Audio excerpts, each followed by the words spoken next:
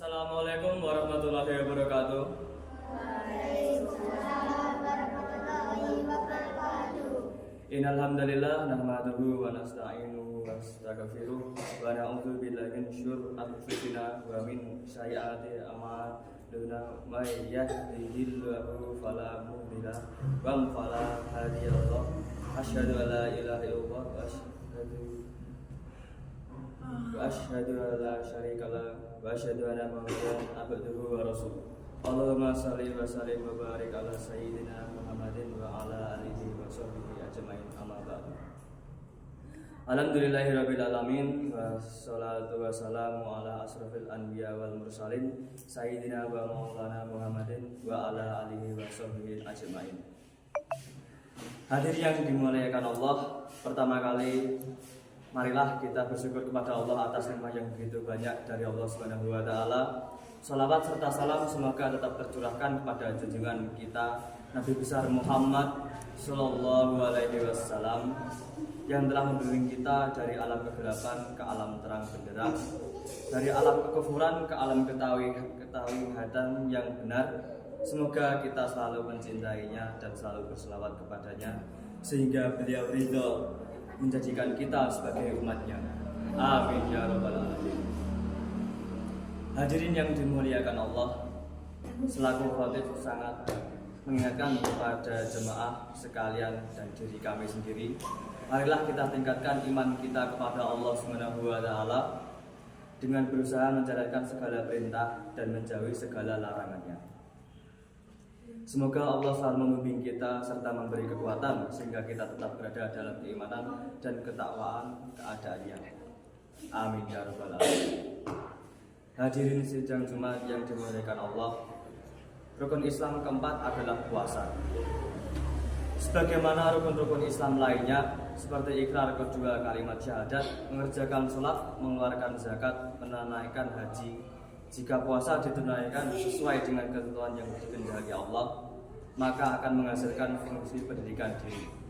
Dengan berpuasa, seorang muslim berarti telah menjalankan berbagai akhlak utama yang diberfondasikan ketakwaan kepada Allah. Ibadah puasa adalah ibadah yang telah dipilih oleh Allah, Tuhan semesta alam, sebagai miliknya. Sebab orang yang berpuasa itu tidak melakukan sesuatu melainkan hanya meninggalkan syahwatnya atau kesenangan nafsunya.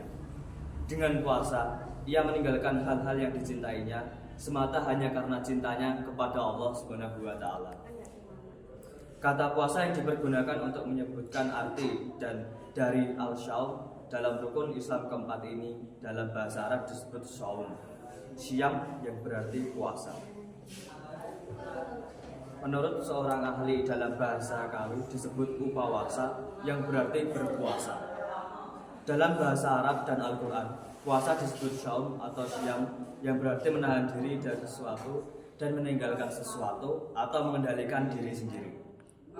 Adapun akhir dari berpuasa adalah agar manusia bisa menjadi lebih baik dan lebih terangkat derajat sehingga disebut sebagai orang yang bertakwa atau mutaqin, sebagaimana firman Allah, wahai orang-orang yang beriman, diwajibkan atas kamu berpuasa sebagaimana diwajibkan atas orang sebelum kamu agar kamu bertakwa. Quran surat Al-Baqarah surat 183. Hadirin sidang Jumat yang dimuliakan Allah, ketika kaum muslimin melakukan ibadah puasa Ramadan dan puasa yang lainnya, ada satu harapan yang diinginkan, yaitu mendapatkan ridho Allah ataupun diinginkan untuk mendapatkan pahala. Puasa Ramadan yang dilakukan dengan harapan besarnya memperoleh pahala yang banyak. Pahala yang diperoleh ketika sudah berpuasa berpeluang untuk terhapus atau rusak sama sekali, sehingga menjaga keutuhan pahala menjadi penting untuk dilakukan. Apa yang harus dilakukan ketika kita ingin menjaga pahala puasa kita? Ada beberapa hal yang bisa kita hindari. Pertama, melakukan kebohongan.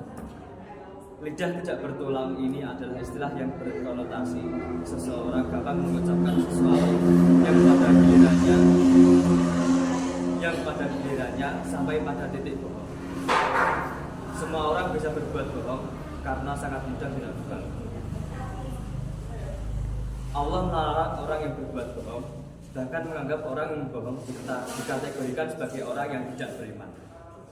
Allah telah beriman. Sesungguhnya orang yang ada kebohongan hanyalah orang yang tidak beriman kepada ayat-ayat Allah, dan mereka itulah pembohong. Quran surat Al-Nahl surat ayat ke-105.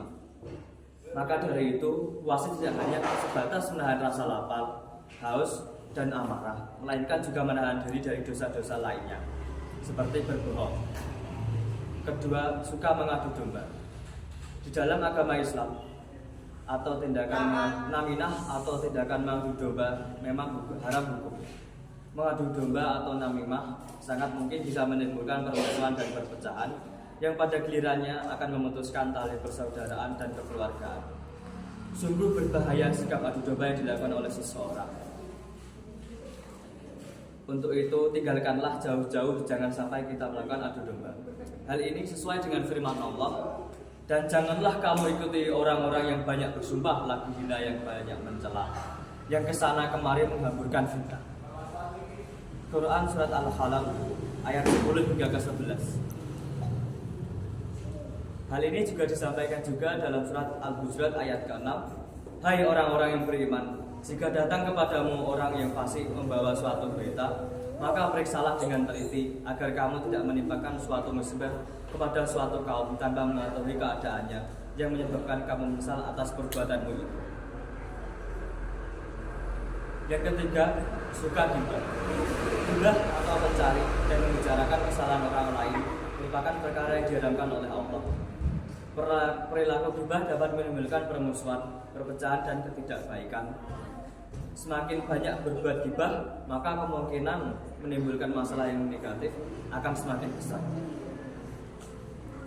Allah berfirman, wahai orang-orang yang beriman, jauhilah banyak prasangka. Sesungguhnya sebagian prasangka itu adalah dosa. Janganlah kamu mencari kesalahan orang lain, dan jangan diantara kalian membenci sebagian yang lain. Apakah diantara kalian juga memakan daging saudara yang sudah mati? Tentu kalian akan merasa jijik. Bertakwalah kepada Allah. Sesungguhnya Allah Maha Penerima Taubat dan Maha Penyayang. Quran surat Al-Hujurat ayat ke-12. Keempat, memandang dengan penuh syahwat. Memandang dengan syahwat atau nafsu bisa menghilangkan pahala puasa karena sejatinya dapat mengarahkan ke perbuatan zina. Selain itu, menjaga pandangan selama Ramadan juga dapat merupakan bentuk menjaga kehormatan dan menghindarkan diri dari khalwat. Secara harfiah, khalwat diartikan sebagai tindakan berduaan dengan lawan jenis di tempat yang sepi. Di dalam hadis riwayat Tirmizi, Rasulullah pernah berkata bahwa apabila perempuan dan laki-laki berdua di tempat sepi, maka yang ketiga di antara mereka adalah syaitan. Khalwat ditakutkan akan menjerumuskan seseorang ke dosa yang merupakan lebih besar daripada seperti zina. Dan janganlah kamu mendekati zina. Sesungguhnya zina itu sesuatu perbuatan yang keji dan satu jalan yang buruk. Quran surat Al-Isra ayat ke-32. Demikian khutbah yang tidak singkat ini. Semoga kita tidak melakukan 1. Melakukan kebohongan. 2. Mengadu domba. 3. Suka berghibah. 4. Memandang dengan penuh syahwat. Sehingga Allah ridho dengan puasa kita dan tetap memberi pahala dari puasa kita. Amin ya rabbal alamin. Sekian dari saya tentang khutbah Jumat pada hari ini. Semoga kita mendapatkan ilmu yang bermanfaat hari ini dan dapat diamalkan dengan baik di kemudian hari. Wassalamualaikum warahmatullahi wabarakatuh.